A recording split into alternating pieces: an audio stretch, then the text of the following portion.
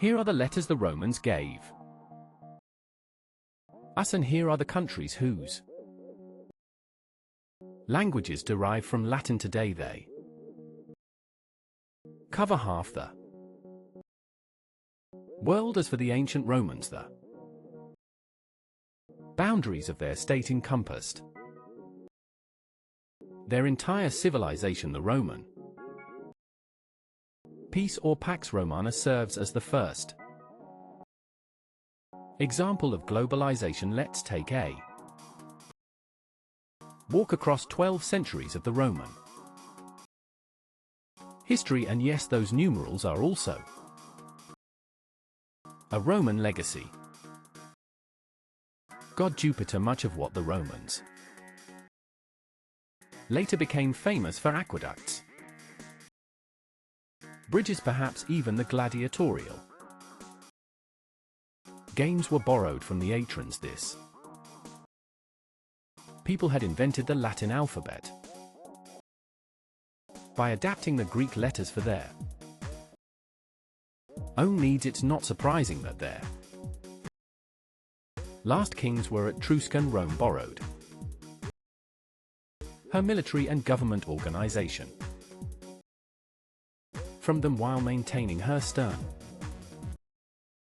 patriarchal simplicity. In 509, Rome was shaken by a sex scandal. The son of King Tan the Proud raped the chaste Lucretia. Tum was expelled, making him the last king of Rome. The Romans decided to prevent any such concentration of power ever again. From 509 onwards, they elected 2 consuls to serve a year of peace instead of a monarch. The consuls were controlled by the Senate. This consisted of 300 fathers patris in Latin, hence the term patricians, those not so lucky to be born into the right families joined the plebs, even if they were as rich as patricians. They were not entitled to take up positions in the state. It is in the 200e struggle for these rights that the Republic, literally meaning public thing, will be formed. The pans would make up the backbone of the army, and to have their own way they would threaten the fledgling state with immigration to a neighboring hill each time the scared patricians caved in, introducing for instance the special position of a representative or tribune of the plebeians. These had the right to veto any decisions of the consuls. One of the main achievements of the plug was the publication of the first written laws. By 287 BC, the pans had achieved complete equality rights with the patricians. The unity of Rome found its best expression in the formula sonata Papus Romanus, the Senate, and the Roman people, which still adorns the manhole, covers in, was wiped out. All of its population was enslaved, allegedly plowing salt into the earth as an eternal curse. Also in 146 BC, the Romans wiped out another city, Corinth, making Greece and Macedonia Roman provinces. Rome appropriated the colossal riches of the disintegrating empire of Alexander, but the patriarchal simplicity of Rome succumbed to the sophisticated Greek culture. Greek became, in effect, a second state language. The Roman ability busied itself learning new words. Hexam history rhetoric. Cicero, the most famed orator of Rome, would come to model his speeches on those of the Greek Demosthenes. However, across this immense territory for rights were only afforded to the Romans themselves. Even other Italians, the majority of the military, had no citizenship rights. These would demand equality, declare war, and win the right to take part in managing the state. This was a total game-changer. While ancient Greece remained a collection of squabbling city-states, Rome gradually extended citizenship rights to the conquered, laying down the basis for it, killing the brothers and several thousand of their allies. Rome was gripped by civil war. Social mobility for the proletariat was offered by Gas Marius, a popular general. He began enrolling the proletariat into the army with a promise of a grant of land at the end of service. This would make the legions personally devoted to their generals. In 49 BC, two outstanding generals fought over Rome. Gas Pompus had won the eastern provinces for Rome, including restless Judea, cleared the Mediterranean of piracy, defeated Sparta's slave revolt, and justifiably added the title Great to his name. Gas Julius Caesar had conquered Gaul. Nowadays they would call it genocide. He butchered 1 million GS and enslaved as many more. He went on to defeat the Germans and then invaded Britain. According to the law, a general had to dismiss his legions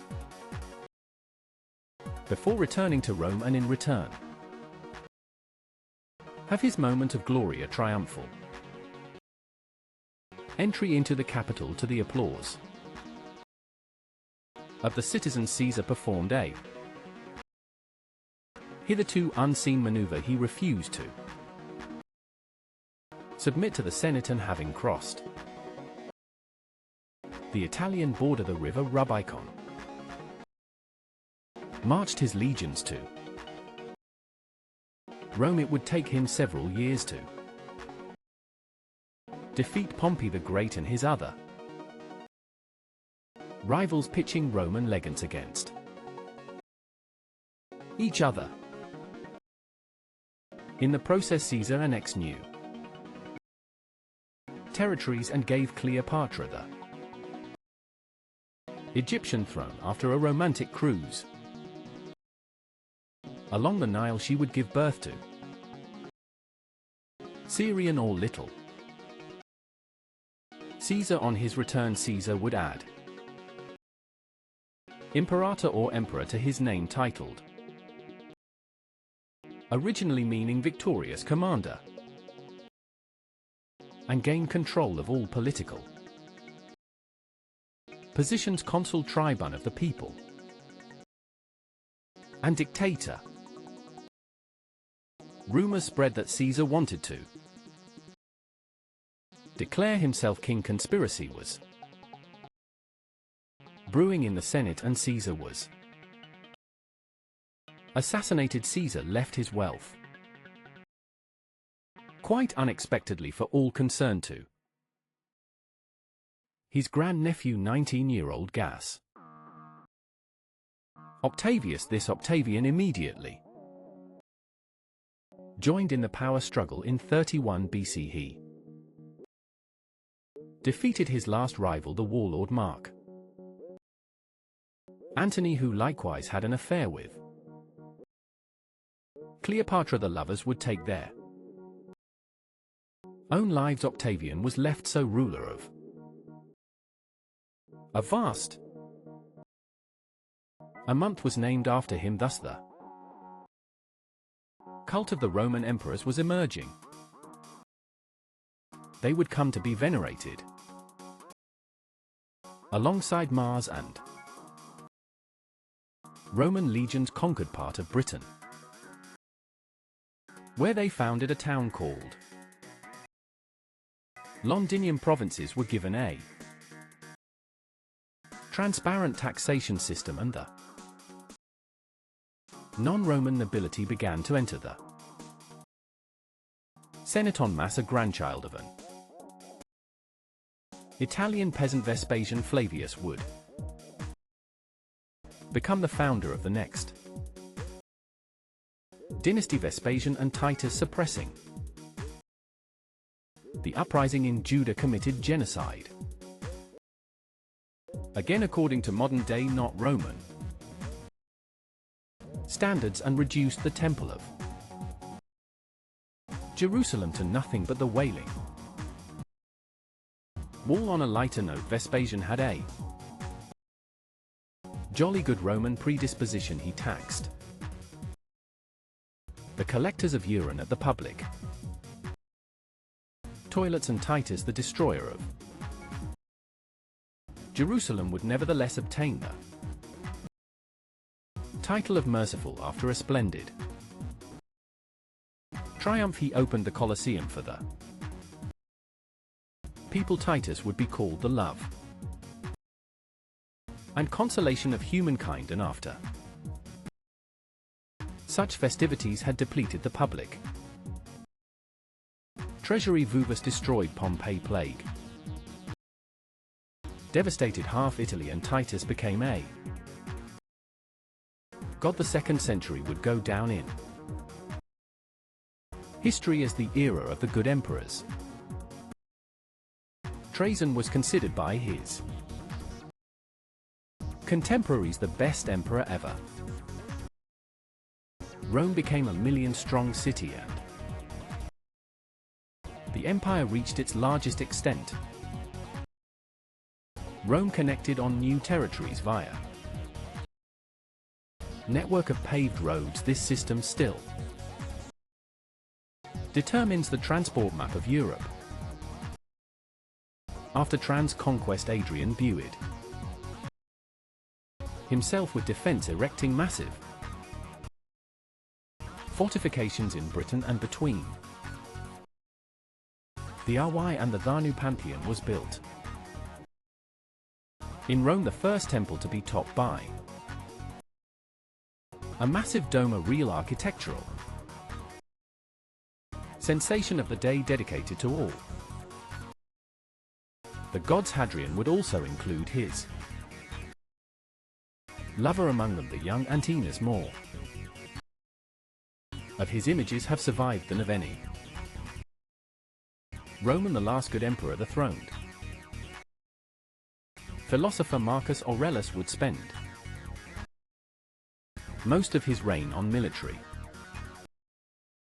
expeditions. In between battles he wrote his manifesto for Stoic philosophy, reporting to the emperor. Thus the ancient world centered around the concept of a free community, and free citizens came to an end from the princeps. The first senator, the emperor, had become the dominus, a title by which slaves addressed their masters. The citizen became a subject, the warrior turned into a soldier, and the farmer a semi-serf. Gen himself resigned from the post of emperor 20 years later, and went off to his estate to grow cabbages. After Di's departure, the co-rulers were fighting for power. Constantine, the future Saint Constantine, the great emerging victorious before the crucial battle for Rome he allegedly had. A vision of a cross after this he made. All religions equal after 300 years of persecutions the Christians came out of the catacombs and were now entitled to build churches alongside the temples of Augustus and Mars. Constantine would take the cross from Jerusalem to the new capital of the Roman Empire, Constantinople. Theodosius I first would make Christianity the official religion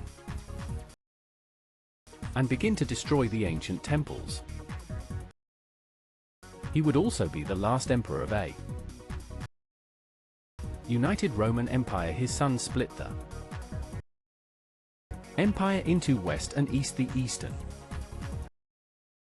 half would live another 1,000 years and is known to us as Byzantium. The western part would fall victim to the Great Migration of Peoples. Rome, founded by migrants, would fall to the onslaught of a new wave of refugees. Ironically, the last ruler of Rome would be called Romulus in modern Rome, not far from the